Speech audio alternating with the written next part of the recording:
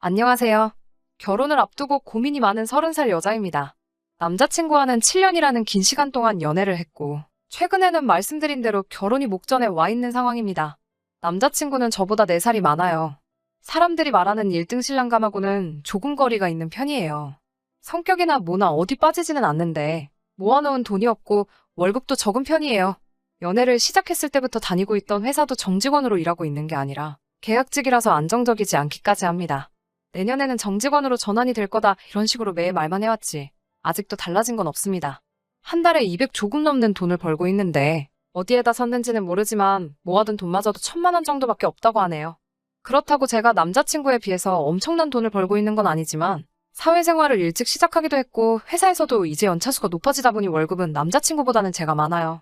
저는 한 달에 280 정도를 받고 일하고 있고 제가 언젠가 결혼할 때를 대비해 모아온 돈이 8천만 원이 조금 안 되게 있습니다. 무조건 이 남자와 결혼을 하겠다는 건 아니지만 그렇다고 남자가 돈이 없다고 환승이별을 하는 게 저도 사람으로서 이기적이고 못할 짓이라는 생각도 들었고 저한테만큼은 참 잘했기 때문에 저도 헤어지지 않고 계속 만나고 있었습니다.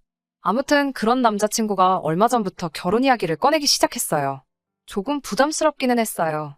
저는 그렇다 치더라도 남자친구 상황 뻔히 알고 있는데 준비가 안 된 상태에서 결혼을 하고 싶지도 않았고요. 저한테 말한 적은 없지만 사실 연애하면서 자기 명의로 전세를 끼고 아파트를 하나 구입했는데 요즘 집값이 널뛰듯이 팡팡 오르다 보니 차익이 많이 생겼다나 뭐라나요. 신혼집이 마련된 상황이니 자신이 생겼는지 자기도 이제 눈 깜짝하면 마흔이 되겠다고 하루빨리 결혼을 하고 싶다고 말하더라고요. 아파트는 구축으로 오래된 아파트이긴 했지만 지금 세입자들이 자기들 돈 들여서 리모델링도 해놓은 상태이고 우리는 그 집이 비워지면 그냥 들어가서 살기만 하면 된다고 하더라고요. 그동안 모아놓은 돈이 없는 모습에 많이 흔들렸는데 저랑 결혼하기 위해 아파트까지 미리 사놓았다는 사실이 장하기까지 했습니다. 저는 흔쾌히 남자친구의 청혼을 받아들였고 결혼 준비를 시작하게 되었습니다. 시부모님을 처음 보는 자리에서 상견례 때 양가 부모님께서 조율하셔야 할 만한 것들을 제 앞에다 대고 전부 다 말하시더라고요. 자기들은 아들에게 집을 해줬으니 더 이상 해줄 수 있는 게 없다고 단단히 못을 박으셨어요. 그리고서는 저보고는 모아놓은 돈이 얼마나 있냐고 물어오셨습니다. 나름대로 재벌이로 돈을 이만큼 모았다는 거에 자부심도 있어서 두 분 앞에서 자신있게 7천 정도 모아놓은 돈이 있다고 말씀드렸지요. 그런데 돌아온 시어머니 반응이 영 아니었습니다.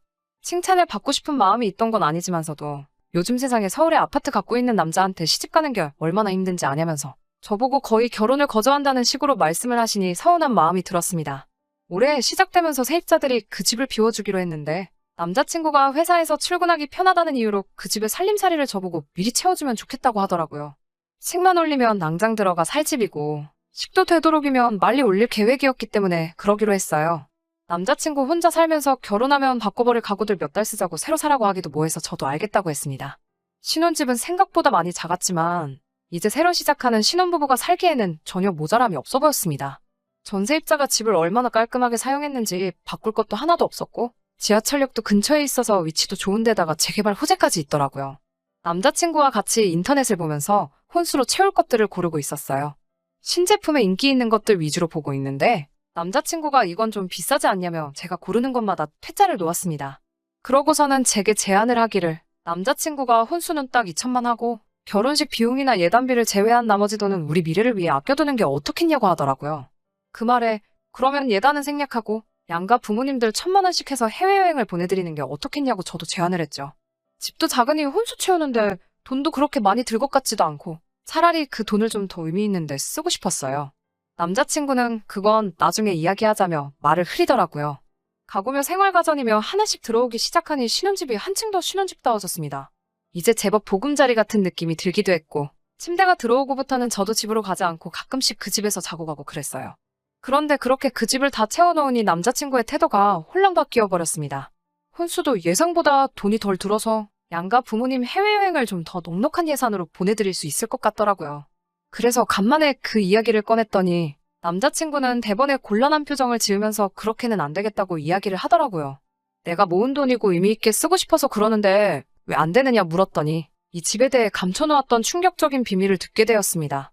제 돈은 대출원금을 상환하는데 써야겠다고 대답을 하더라고요. 그래도 집값이 한참 낮을 때 사서 이익을 봤다고 하니 대출원금이라고 해봐야 그렇게 많다고는 상상도 하지 못했어요. 집이 오빠 명의로 돼 있는 건 맞는데 아직 은행 거나 다름이 없다고 대출원금을 줄이는 게 우선이라고 하는 어이없는 대답을 하더라고요. 그래서 대출금이 대체 얼마냐고 물으니 4억이나 된다고 합니다.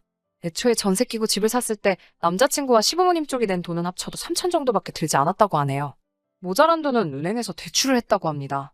거기에 집값이 오르면서 전세금까지 있는 대로 올려버려서 세입자가 나가는 바람에 전세금을 돌려주기 위해 집을 담보로 대출을 또 받았다고 하고요. 결혼 이야기를 서둘러서 진행한 것도 세입자가 나가게 되면서 내 돈으로 전세금을 조금이라도 더 돌려주기 위해 그랬던 거였네요. 그러니 당장 대출이자 갚는 데만 한 달에 100만 원씩 나가게 생긴 겁니다. 우리 둘이 버는 돈 합쳐서 500도 안 되는데 대출금을 그렇게 내면 우리 돈은 언제 모으냐고. 저도 눈물을 펑펑 흘리면서 사기꾼이라고 소리 지르며 한참을 싸웠어요. 그런데 남자친구는 자신있게 그 부분에 대해서는 자기도 생각한 게 있다고. 일단 진정 좀 하고 자기 아이디어 좀 들어보라고 하는 겁니다. 바로 우리 둘 월급 받은 걸 시어머니한테 관리를 해달라고 부탁하고 우리는 생활비와 용돈을 타서 생활하자고 하더라고요. 돈을 타서 생활하는 편이 쓸모없는 지출도 줄일 것이고 시어머니가 재테크 하나는 기가 막히게 하신다고 우리 돈 굴리면서 몇 년 뒤면 우리 부자 만들어 주실 거라고 믿고 맡기자고 하네요.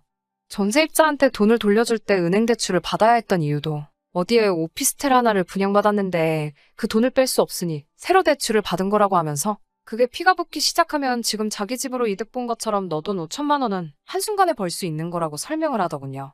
그리고 그게 제가 제 월급과 오빠의 월급을 시어머니께 맡겨야 한다는 주된 이유였고요. 저 이 결혼해야 하는 게 맞는 건가요? 오빠 말대로 제가 모은 돈을 대출원금을 상환하는데 전부 사용해버리면 저는 혼수에 제 돈 5천까지 말 그대로 7천을 써버린 거고 오빠네는 달랑 3천만 지원해준 거나 마찬가지 아닌가요? 그 와중에 제가 시집 잘 왔다는 소리까지 들어야 하는지 앞으로 벌 제 돈까지 전부 다 시어머니 주머니로 들어가야 하는 상황이에요. 혼수를 물을 수도 없고 정말 미치겠네요. 사연 들으시는 분들의 좋은 조언 부탁드리겠습니다. 안녕하세요. 후기 기다려주신 분들 감사합니다. 결국엔 파혼을 했어요. 시어머니한테 돈 맡기자는 소리는 제가 우겨서 없던 일로 하기로 했어요. 저도 아끼고 살면서 돈 모으는 데에는 자신이 있다 보니 시어머니가 우리 돈 관리해주지 않아도 돈을 잘 모을 자신이 있다고? 대출금이며 그런 건 저도 좋은 쪽으로 생각해 볼 테니 돈 관리만큼은 우리가 하자고요. 그냥 좋은 게 좋은 거다 생각하고 참고 한번 살아보려고 했는데 파혼하게 된 진짜 이유에 대해서 말씀드릴게요.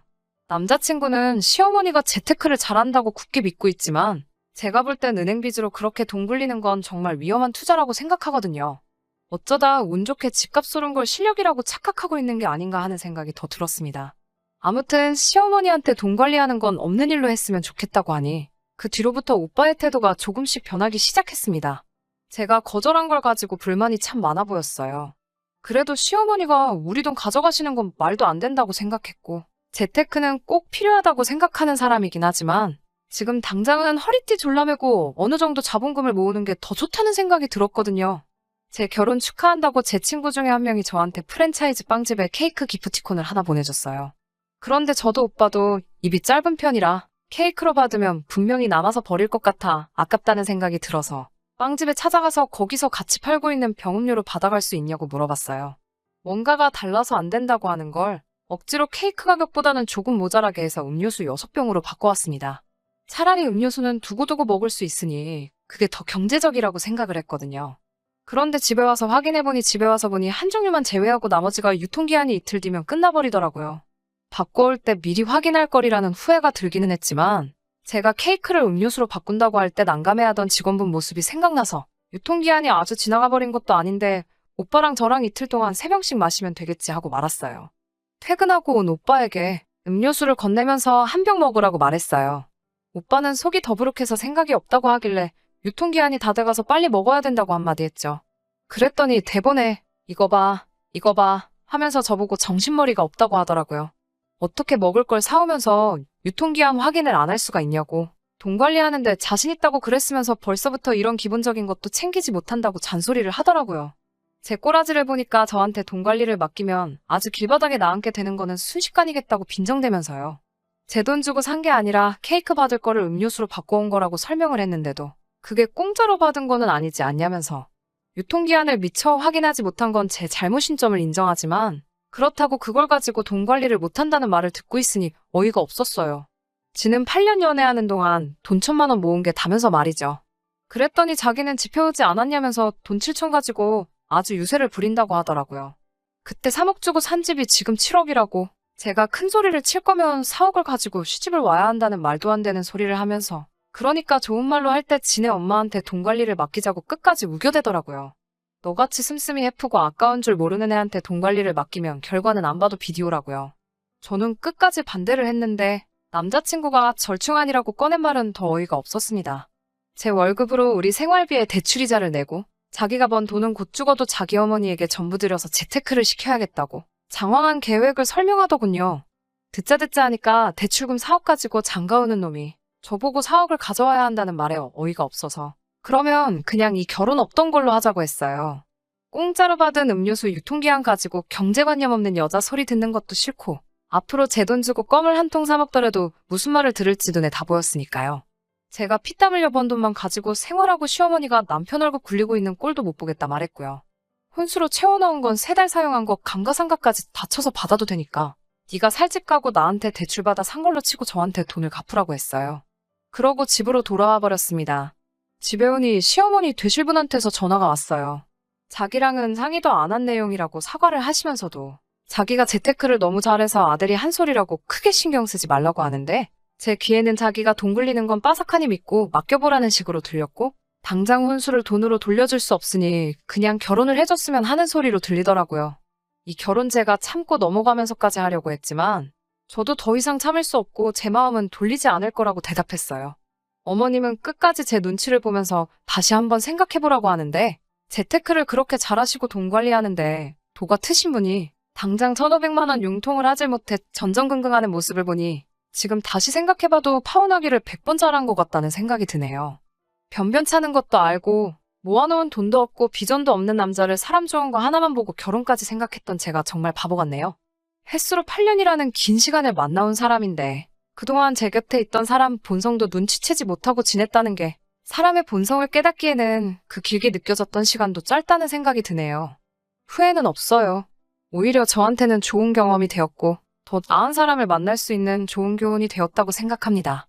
돈은 꼭 돌려받아야겠는데 상황을 보아하니 그 돈 받으려면 정말 한참을 더 기다려야겠다는 생각이 드네요. 아무튼 후기도 기다려주시고 끝까지 이야기 들어주신 모든 분들께 감사드립니다. 저는 이만 사연 줄이도록 할게요. 끝까지 들어주셔서 감사합니다. 오늘의 사연은 여기까지입니다. 구독과 좋아요, 알람 설정 부탁드리고 더 좋은 사연으로 다시 찾아뵙겠습니다. 감사합니다.